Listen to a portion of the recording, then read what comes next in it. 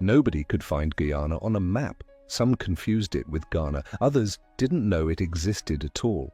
For decades, this country was completely invisible to the world. And then they found oil, 11 billion barrels of it. Now the same world that ignored Guyana for generations is scrambling to get in.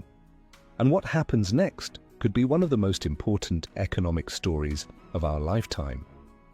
To understand how extraordinary this transformation actually is, you have to go back to where Guyana started, because this country's history is not a happy one.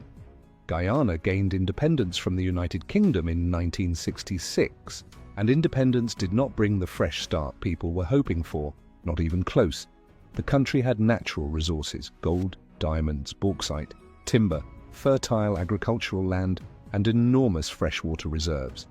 On paper, Guyana should have been doing well, but having resources and actually converting them into real prosperity for real people are two completely different things, and for decade after decade, Guyana could never close that gap.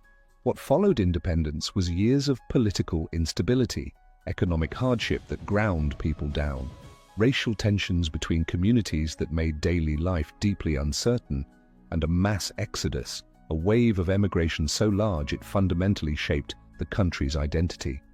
Huge numbers of Guyanese packed up and moved to Canada, the United States, and the United Kingdom because the opportunities they were searching for simply did not exist at home.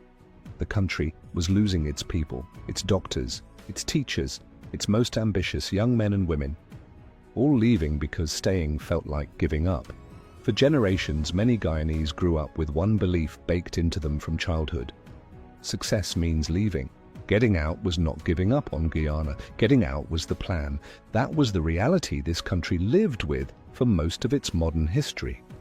A nation quietly emptying itself out while the rest of the world paid zero attention. And then everything changed in 2015. In 2015, massive offshore oil reserves were discovered off the coast of Guyana.